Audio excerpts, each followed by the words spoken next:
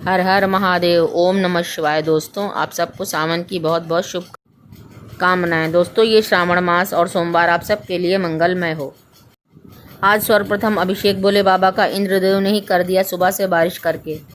और सावन की पहचान ही यही है कि रिमझिम फुहारों के बीच हम अपने भोले बाबा की पूजा आराधना करें, वंदना करें, अर्चना करें और उनके चरणों में अपना शीश बारंबार नवाएं। बोलो उमापति महादेव की जय, शिव परिवार की जय। दोस्तों, मैंने भोले बाबा की बहुत अच्छे से पूजा अर्चना की, अभिषेक किया, शिवलिंग पर पूरा पंचामृत से स्नान कराया, अबीर गुलाल चढ़ाया शिवगणों को और भोले बाबा को। बहुत ही आनंद आया दोस्तों। अभी मैं आपको पूरी पूजा करके दिखाऊंगी। आप सब जानते हैं कि भोले बाबा औघड़दानी है, भक्तों को मुँह मांगा वरदान देते हैं। तो चलिए हम अपने भोले बाबा की पूजा शुरू करते हैं। ओम श्री गणेशाय नमः। प्रथम पूज्य गणपति जी का स्मरण करके मैं आ गई हूँ अपने भोले बाबा के पास। दोस्तों, यहाँ पर हमें भोले बाबा शिवलिंग के रूप में भी विराजमान हैं और मूर्ति के रूप में भी विराजमान हैं। सर्वप्रथम ये देखिए, उनके ऊपर कलश स्थापित है, जो मैंने आपको पहले दिखाया ही था। सर्वप्रथम हम गंगा जल मिले हुए शुद्ध ताजे जल से भोले बाबा को जल चढ़ाते हैं। कि देखिए, सर्वप्रथम मैं जल चढ़ा रही हूँ भोले बाबा के ऊपर। उसके बाद मैं कच्चा दूध चढ़ा रही हूँ भोले बाबा पे। और इस सारी पूजा करते समय हमें ओम नमः शिवाय का जप करते रहना चाहिए दोस्तों। और मैंने भी जप किया है पूजा करते समय, और ये मैं बाद में वॉइस ओवर आपको करके दिखा रही हूँ। कि देखिए, सर्वप्रथम मैंने गंगा जल से मिले जल से चढ़ाया, उसके बाद कच्चे दूध चढ़ाया भोले बाबा के ऊपर। उसके बाद जो भी चीज़ हम चढ़ाएंगे उस चीज़ को चढ़ाने के बाद हम गंगा जल मिले हुए जल से पुनः भोले बाबा का अभिषेक करेंगे दोस्तों। रुद्राभिषेक, रुद्र मतलब भोले बाबा और उनका अभिषेक विभिन्न चीज़ों से, गंगा जल से। ये देखिए, आप कच्चे दूध के बाद मैंने फिर गंगा जल मिला हुआ जल भोले बाबा के ऊपर चढ़ाया, शिव गणों के ऊपर चढ़ाया, भोले बाबा की मूर्ति पर चढ़ाया, वट वृक्ष पर चढ़ाया, त्रिशूल पर चढ़ाया। शतरजतम का प्रतीक होता है त्रिशूल हमारा, त्रिगुण शक्ति का। और हमारा जो कलश विराजमान है उस पर चढ़ाया मैंने। और फिर उसके बाद मैंने दही से भोले बाबा का अभिषेक किया। ये देखिए दोस्तों, मैं दही अर्पण कर रही हूँ भोले बाबा की शिवलिंग पर, शिवगणों पर, मूर्ति पर, सभी जगह पर हम इसको चढ़ाएंगे। ओम नमः शिवाय, ओम नमः शिवाय, ओम नमः शिवाय, ओम नमः शिवाय, ओम नमः शिवाय मंत्रों का जाप करते हुए हम सारा काम करेंगे। अब इस प्रकार से दही को हम पूरे शिवलिंग के ऊपर अच्छे से मलेंगे दोस्तों। भोले बाबा को अपने अच्छे से रगड़ रगड़ के, हल्के हाथों से मल के, बहुत तेज़ से नहीं तो भोले बाबा को लगेगा। हमको यही आभास करना, बहुत हल्के हल्के मुलायम हाथों से दही को मलते हुए, मालिश करते हुए भोले बाबा का दही से अभिषेक कराएंगे, शिवगणों का अभिषेक कराएंगे और अपने भोले बाबा को बहुत ही सुंदर बनाएंगे। वैसे ही हमारे भोले बाबा इतने सुंदर हैं। कर्पूर गौरम करुणावतारम संसार सारम भुजगेंद्रहारम सदा वसंतम हृदयारविंदे भवम भवानी सहितम नमामि। यानी हमारे भोले बाबा इतने गोरे हैं, कपूर की तरह गोरे हैं। जिस तरह से कपूर एकदम वाइट वाइट होता है, वैसे ही हमारे भोले बाबा कपूर की तरह गोरे हैं। कुंद का फूल होता है सफ़ेद, उसकी तरह गोरे हैं। शंख होता है, शंख इतना सफ़ेद होता है, शंख की तरह गोरे हैं। इन सब चीज़ों से इनकी उपमा दी जाती है। आप देखिए, दही से अभिषेक करने के बाद अब हम फिर गंगा जल मिला हुआ शुद्ध जल से भोले बाबा को स्नान करा रहे हैं दोस्तों। शिवलिंग पर करा रहे हैं, भोले बाबा की मूर्ति पर कराएंगे, शिवगणों पर कराएंगे। और ये मुझसे पहले भी कई लोग पूजा करके जा चुके हैं, क्योंकि गाँव में मेरा घर है और मेरे घर के सामने बरगद स्थापित है, वहीं पर ये भोले बाबा विराजमान है दोस्तों। तो कई लोग पूजा करके जा चुके हैं, कुछ लोग आएंगे, कुछ लोग अभी सारा दिन पूजा होती रहेगी भोले बाबा की। आप देखिए, मैं शुद्ध देसी घी से भोले बाबा का अभिषेक कर रही हूँ दोस्तों। और यहाँ पर मैं आपको एक विशेष बात और बताना चाहूँगी कि जिन लोगों की कुंडली में काल सर्प योग का दोष होता है, उनको नित्य प्रति देसी घी और शहद भोले बाबा के शिवलिंग पर अर्पित करना चाहिए। मात्रा की कोई इसमें महत्ता नहीं है, सिर्फ आप 1 बूंद देसी घी और 1 बूंद शहद चढ़ा सकते हैं नित्य प्रति। पूरे जीवन पर्यंत आपको चढ़ाना होता है, तो धीरे धीरे काल सर्प योग का दोष आपका दूर होता जाता है और आपको भोले बाबा की कृपा और आशीर्वाद प्राप्त होता रहता है। अब देखिए, देसी घी से स्नान कराने के बाद मैंने फिर शुद्ध जल से, गंगा जल मिले हुए जल से स्नान कराया भोले बाबा को। और अब मैं उनको चीनी अर्पित कर रही हूँ दोस्तों।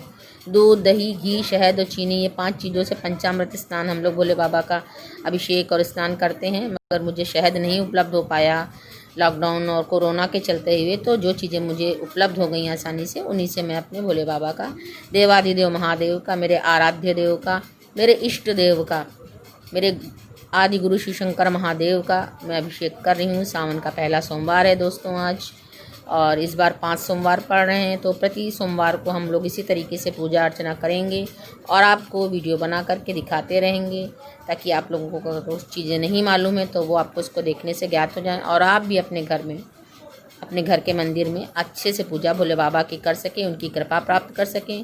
बाकी तो आप जानते हैं भोले बाबा इतने भोले हैं कि वो सिर्फ एक लोटे जल से प्रसन्न हो जाते हैं। और बैजू भील की कथा भी आप सब जानते हैं कि वो तो उनके ऊपर घंटा चुराने के लिए चढ़ा था, तो उन्होंने सोचा उसने मुझे साक्षात अपने आप समर्पित कर दिया है, तो वो प्रसन्न हो गए। प्रसन्न होकर उन्होंने उसको दर्शन भी दिए, उसकी मुक्ति भी हुई, मोक्ष भी मिला और सोने का घंटा भी उसको जीवन यापन करने के लिए दे दिया। तो दोस्तों देखिए, हमारे भोले बाबा इतने भोले हैं। अब हमारा भोले बाबा का पंचामृत से अभिषेक और स्नान हो गया है। दूध, दही, घी और चीनी से, दोबारा गंगा जल से, हमने गंगा जल मिले जल से स्नान कर दिया। अब देखिए भोले बाबा हमारे कितने चमकदार लग रहे हैं, कितनी शाइन आ रही है इनके शिवलिंग पर दोस्तों, आप सब देख सकते हैं कितने सुंदर हमारे भोले बाबा लग रहे हैं। अब इसके बाद हम इनका श्रृंगार करेंगे दोस्तों। सर्वप्रथम हम अष्टगंध चंदन लेंगे। अष्टगंध चंदन से भोले बाबा को हम तिलक करेंगे, शिवगणों को तिलक करेंगे। कस्तूरी तिलकम ललाट पटले, ये मंत्र बोल के, तिलक जो मंत्र होता है, इस मंत्र का उच्चारण करके हम अपने भोले बाबा को तिलक लगाएंगे दोस्तों। ये देखिए अष्टगंध चंदन दोस्तों जो होता है, इसमें बहुत ही अच्छी खुशबू आती है और इतनी शीतलता प्राप्त होती है। चंदन का आप गुण जानते हैं, शीतलता प्रदान करने वाला होता है, तो ये बहुत ही अच्छी खुशबू आती है और बहुत ही अच्छा सुंदर लगता है देखने में, और खुशबू भी बहुत अच्छी आती है इसकी। देखिए मैंने इससे भोले बाबा का तिलक किया और उनके आराध्य इष्ट देव का नाम राम मैंने इस पर लिखा। और अब हम त्रिपुंड बनाएंगे इस पे, भोले बाबा का पीले चंदन से त्रिपुंड बनाएंगे। फिर उसमें तीसरी आँख के समान एक लाइन ऊपर से खींच देंगे दोस्तों, और ऐसे त्रिपुंड को हम मिला देंगे। इसके बाद इसमें शुभ बनाएंगे पीले चंदन से ही, अष्टगंध चंदन से ही।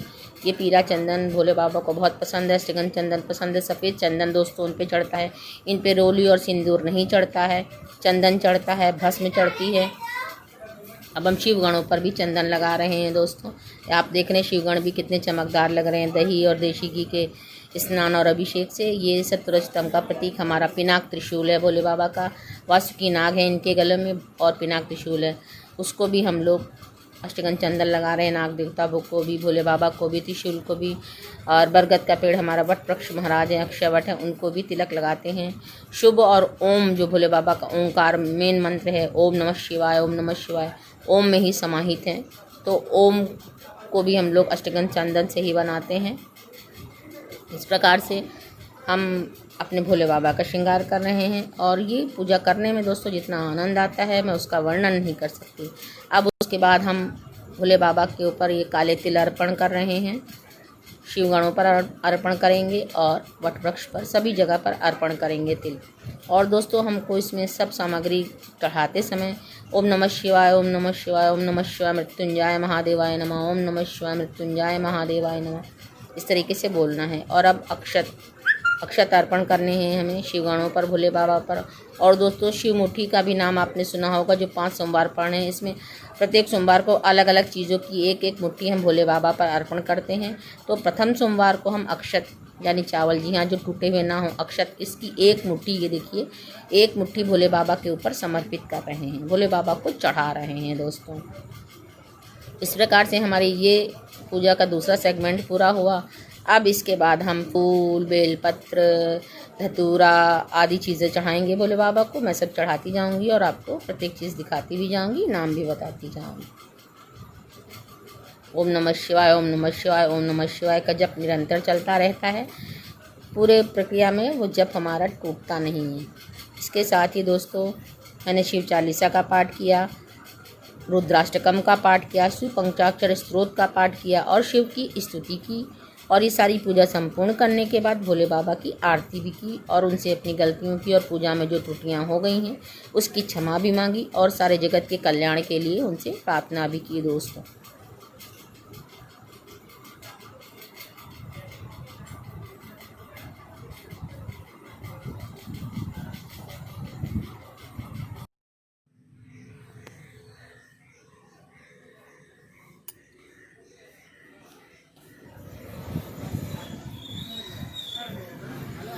और दोस्तों इस प्रकार से हम अपने भोले बाबा को जनेऊ यानी यज्ञोपवीत समर्पित कर रहे हैं। जी हाँ, सफ़ेद जनेऊ हम भोले बाबा को अर्पित करते हैं क्योंकि सफ़ेद रंग इन्हें बहुत प्रिय है। सफ़ेद रंग इनके कैलाश पर्वत का भी है, सफ़ेद रंग भोले बाबा का भी है। कर्पूर की आरती करते हैं, कर्पूर का रंग भी सफ़ेद होता है। सफ़ेद रंग के फूल कुंद के, चमेली, चंपा, चांदनी, धतूरा के फूल भी सफ़ेद रंग के होते हैं। मदार का फूल भी सफ़ेद रंग का होता है और सफ़ेद रंग की मिठाई, पेड़ा, बर्फ़ी भी इन्हें बहुत पसंद है और अक्षत चढ़ाते वो भी सफ़ेद रंग के होते हैं।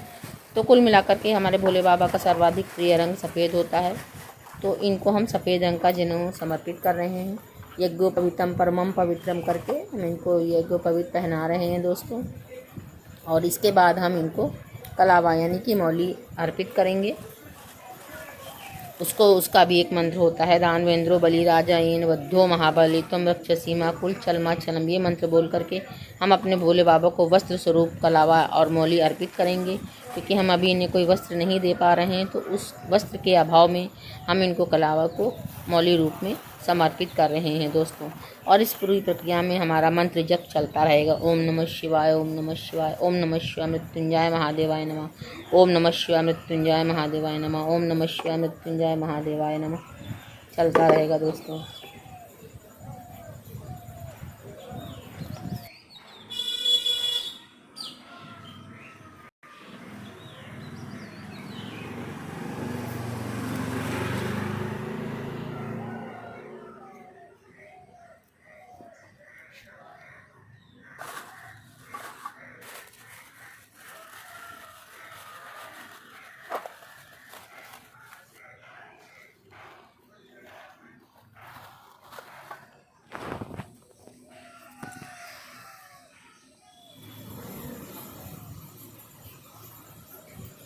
ये देखिए दोस्तों, अब हमने मदार के फूल भोले बाबा पर अर्पित किए हैं जो उनके सर्वाधिक प्रिय पुष्प होते हैं। मंदार पुष्प बहु पुष्प सुपूजित ऐसी पंक्ति स्त्रोत में आता है। और अब हम 11 बेलपत्र भोले बाबा को ओम नमः शिवाय जपते हुए 11 बेलपत्र अर्पित करेंगे दोस्तों। बेलपत्र चढ़ाने का तरीका आप सबको पता होगा। इसकी जो एक्स्ट्रा लंबी डंडी होती है वो हमको तोड़ देनी होती है। 3 दलों का बेलपत्र होता है, बिल्कुल साफ़ सुथरा होना चाहिए, कटा फटा जला नहीं होना चाहिए, समूचा बेलपत्र होना चाहिए। देखिए चिकनी तरफ का हम वो भोले बाबा के शिवलिंग के ऊपर रखते हैं और जिस तरफ ये लाइन है देखिए, जिस तरीके से मैं दिखा रही हूँ इस तरीके से बेलपत्र को भोले बाबा के ऊपर अर्पित करते हैं। 11, 12 जैसे भी आपकी इच्छा हो, 1, 3, 5, 7, 9, 11, 12, क्योंकि 12 शिवलिंग होते हैं तो 12 बेलपत्र हम लोग अर्पित करते हैं द्वादश ज्योतिर्लिंग के हिसाब से। ओम नमः शिवाय जपते हुए हम भोले बाबा पर सारे बेलपत्र हमने चढ़ाए हैं और भोले बाबा की मूर्ति पर भी बेलपत्र चढ़ाएंगे, शिवगणों पर भी चढ़ाएंगे, त्रिशूल पर भी चढ़ाएंगे, जैसे जितनी मात्रा में हमारे पास उपलब्ध हैं। अगर इतने बेलपत्र हमें नहीं मिल पाते हैं दोस्तों तो एक बेलपत्र ही हम चढ़ा दें तो वही पर्याप्त है, क्योंकि बेलपत्र भोले बाबा को बहुत ही प्रिय है। बेलपत्र भोले बाबा को बहुत ही ज़्यादा प्रिय है। बेलपत्र और उसका बेल का जो फल होता है वो भी उन्हें बहुत प्रिय है। तो जो भी चीज़ आपको आसानी से उपलब्ध हो जाए वो आप श्रद्धा से, मन से, सच्चे भक्ति भाव से भोले बाबा को अर्पित कर सकते हैं।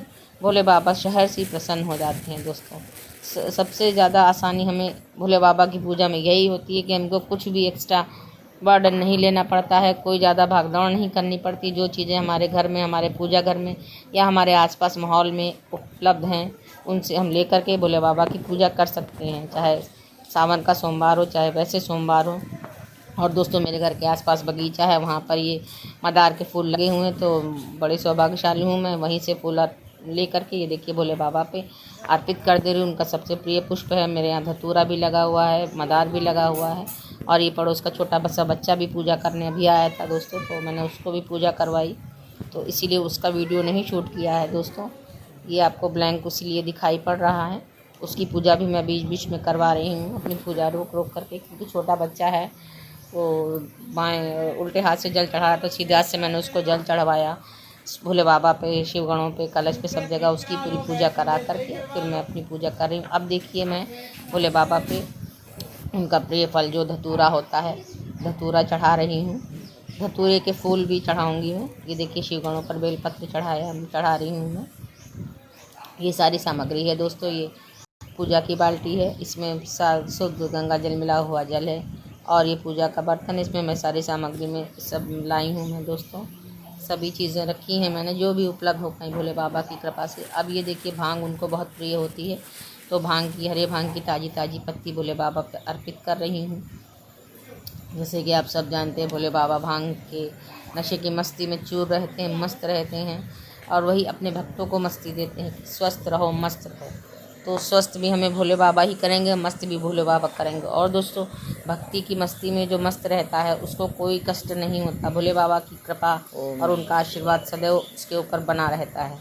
और दोस्तों मैं भी इसलिए अपने आप को सौभाग्यशाली समझती हूँ कि भोले बाबा की मुझ पर अपार कृपा है, और सदा सदैव उनकी कृपा इसी तरीके से बनी रहे, यही प्रार्थना करती हूँ। और सभी सारे जग के लिए, सारे विश्व के कल्याण के लिए मैं उनसे प्रार्थना करती हूँ कि हमारे पूरे विश्व को कोरोना नामक महामारी से वो निजात दिलाएं। और अब देखिए मैंने उनका प्रिय पुष्प, कमल का पुष्प, जी हाँ दोस्तों, कमल का पुष्प मैंने भोले बाबा को अर्पित किया है। ओम नमः शिवाय। अभी मैं इसको खिला ही रही थी, इसीलिए आपको स्क्रीन पर कुछ नहीं दिख रहा था दोस्तों। मैंने क्योंकि ये कली रूप में आता है, फिर उसको खिलाना पड़ता है हाथ से, उसको खिला करके तब मैंने भोले बाबा पर अर्पित किया है। अब ये मैं गेंदे के फूल अर्पित कर रही हूँ भोले बाबा को।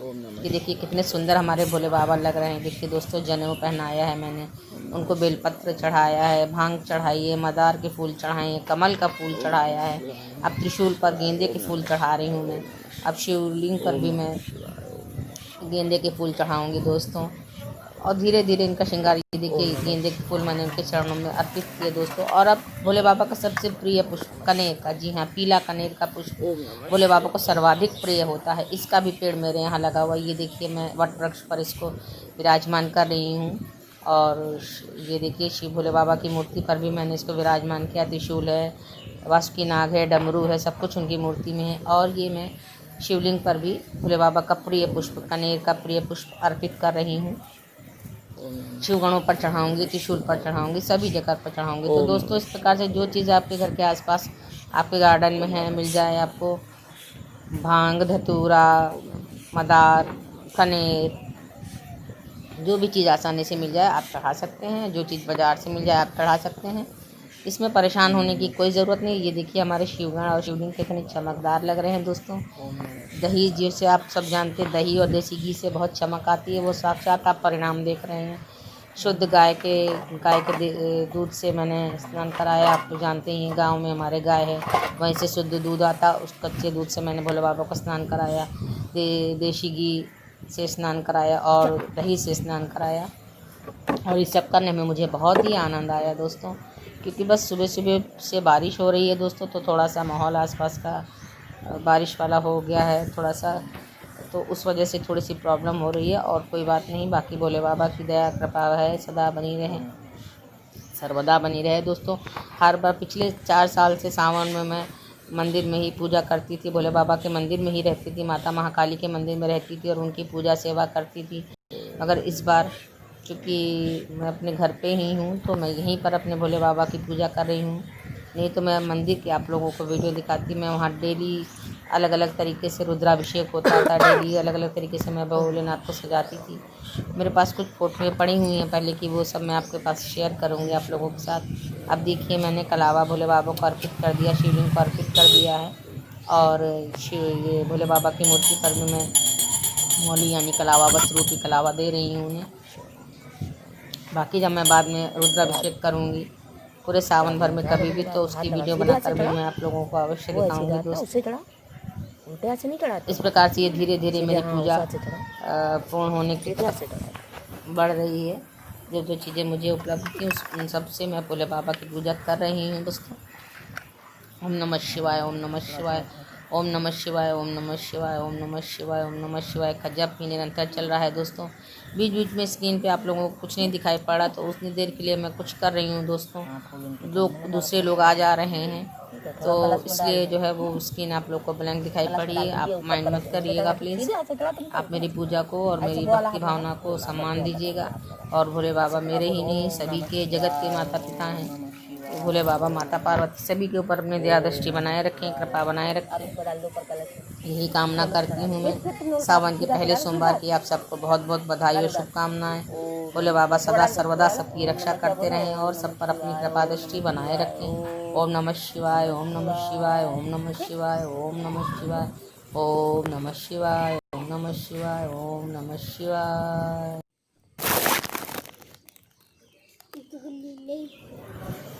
लो प्रसाद ले लो।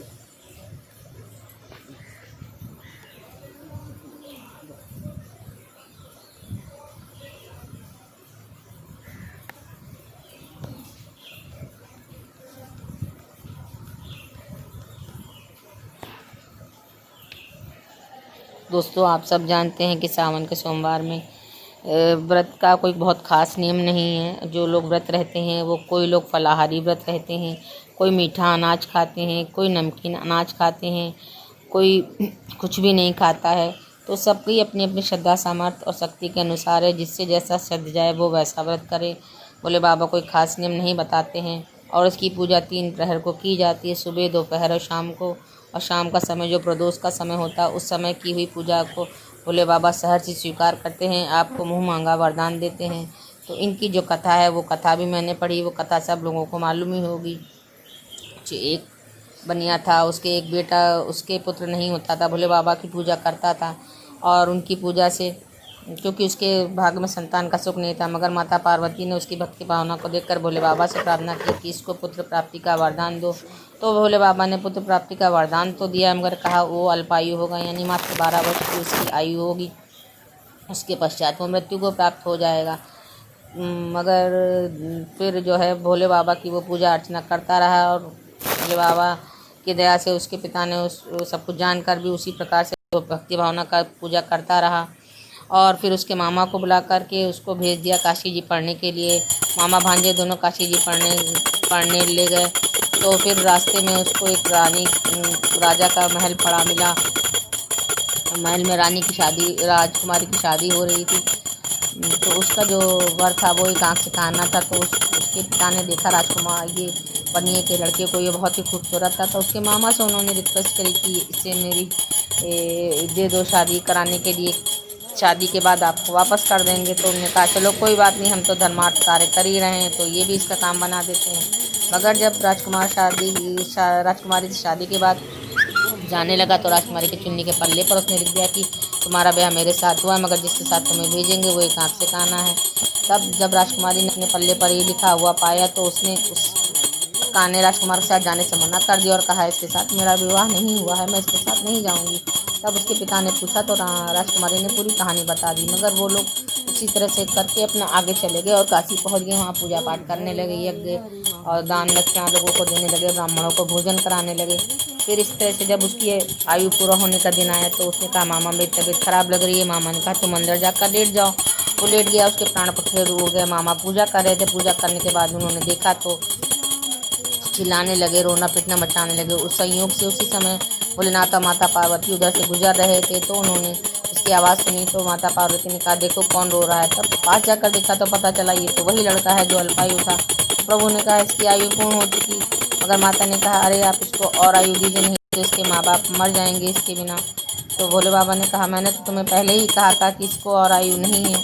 अगर माता के बार बार कहने पर ममता रूपी आशीर्वाद मिला उस लड़के को।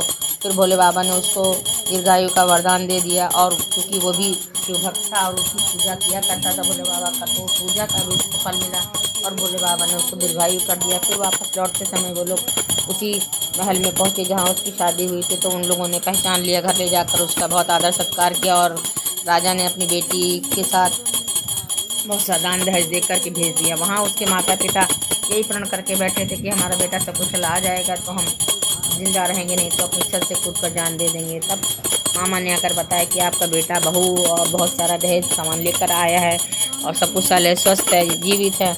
तो वो लोग खुशी खुशी नीचे आए और भोले बाबा के चरणों में प्रणाम किया और उनका जयकारा लगाया, बोलो भोलेनाथ की जय। तो आप लोगों ने देखा दोस्तों कि इस प्रकार भोले बाबा की पूजा अर्चना करने से जो अल्पायु पुत्र था, उन्हीं के आशीर्वाद से हुआ था, उसको वही दीर्घायु को प्राप्त हो गया। क्योंकि भोलेनाथ के साथ माता पार्वती रहती हैं और क्योंकि वो हमारी माँ है, जगत जननी माता हैं, तो वो अपने बच्चों का दुख नहीं देख सकती हैं। उन्होंने ही पहले भोले बाबा से प्रार्थना करके उस बनिए को पुत्र दिलाया, फिर उसी पुत्र की अल्पायु को दीर्घायु में बदल दिया। तो दोस्तों हमें भोलेनाथ के साथ साथ माता पार्वती की पूजा जरूर करनी चाहिए, पूरे शिव परिवार की, शिव दरबार की पूजा करनी चाहिए और जगत जननी माता के चरणों में बारम्बार शीश नवाना चाहिए, श्रद्धा भक्ति भाव से पूजा करनी चाहिए ताकि उन माँ की ममता हमें सदैव। तो इस प्रकार से ये कथा भी मैंने पढ़ी और उसके बाद भोले बाबा की आरती करी, लौंग कपूर की आरती करी, देसी घी का दीपक बनाया दोस्तों, बत्ती मैंने उससे आरती करी, ग्रोफर से मंगाया हुआ है, तो देसी घी की बत्तियाँ आती हैं, उससे बहुत ही प्यारी खुशबू आती है, उससे आरती करी। धूप अष्टगंध की धूप थी, उस धूप से भोले बाबा की आरती करी, लौंग कपूर से आरती करी। आरती तो सर्वविदित है, ये सभी लोग जानते हैं। ओम जय शिव ओमकारा, स्वामी हर शिव ओमकारा, ब्रह्मा विष्णु सदाशिव, भोलेनाथ सदाशिव, अर्धांगी धारा, ओम हर हर हर महादेव, ओम हर हर हर महादेव। ये आरती करी दोस्तों। आरती के बाद ये पूजा संपूर्ण हुई, उसके बाद प्रभु से क्षमा याचना करी। ये देखिए दोस्तों मैं आरती कर चुकी हूँ, लौंग की आरती जल रही है, देसी घी का दीपक जल रहा है, धूप बत्ती जल रही है और ये देखिए हमारे भोले बाबा कितने सुंदर लग रहे हैं। उसके बाद उनसे क्षमा प्रार्थना की। आवाहनम न जानामि न जानामि त्वार्चनम पूजामि तम न जानामि, मंत्रहीनम क्रियाहीनम भक्तिहीनम सुरेश्वरी यद्भुतगम म्या देवी परिपूर्णम दतस्मे। और दोस्तों इसके बाद मैं भोले बाबा को दक्षिणा अर्पित कर रही हूँ, क्योंकि बिना दक्षिणा के हमारी कोई भी व्रत पूजा संपूर्ण नहीं होती। अब भोले बाबा को मैं खजूर का भोग लगा रही हूँ दोस्तों। और अन्नपूर्णा माता का मंत्र है, बोली अन्नपूर्णे सदा पूर्ण शंकर प्राण वल्लभे, आओ भोग लगाओ सब देवो, गरी चिरंजी खजूर मेवा, रुचि रुचि भोग लगाओ सब देवो, ऐसा भोग लगाओ सब देवो, सब अमृत बन जाए सब देवो। जिन भक्तों ने प्रभु भोग लगाया जीवन सफल बनाओ सब देवो, आओ भोग लगाओ सब देवो। ऐसा करके माता अन्नपूर्णा की जय बोल के, हे माता भोग प्रभु भोग स्वीकार करो, दया करो, कृपा करो, क्षमा करो, कल्याण करो सबकी। दोस्तों अब मैं अपने घर के अंदर आ गई हूँ। यहाँ भी भोले बाबा माता पार्वती की फोटो है, उसकी मैंने पूजा की है और उनको सुपारी और उनको लौंग और इलायची का जोड़ा कि मैं भोग लगा, और अपने भोले बाबा को, देवादिदेव महादेव को ये देखिए मैं इलायची और लौंग का जोड़ा अर्पित कर रही हूँ। शिवलिंग को, भोले बाबा को, सबको दिखा रही हूँ, वटवृक्ष को, शिवगणों को दिखा रही हूँ, क्योंकि दोस्तों हम तांबुल पान इनको अर्पित करते हैं।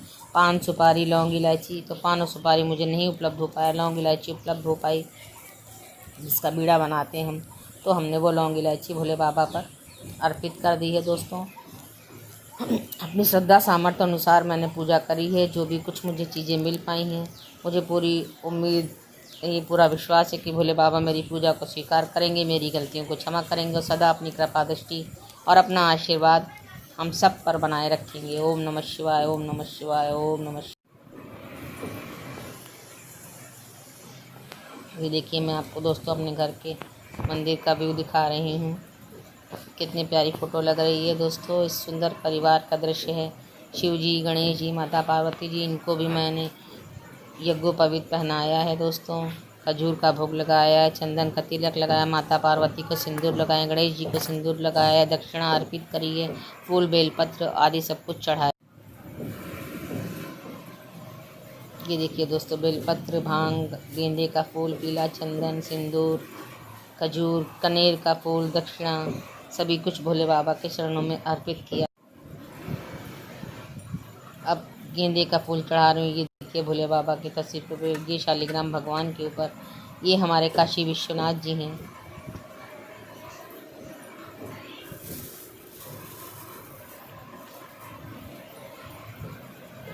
लक्ष्मी गणेश जी के ऊपर, लक्ष्मी माता के ऊपर, ये श्री यंत्र और कुबेर यंत्र के ऊपर मैं फूल चढ़ा रही हूँ, गेंदे का फूल दोस्तों।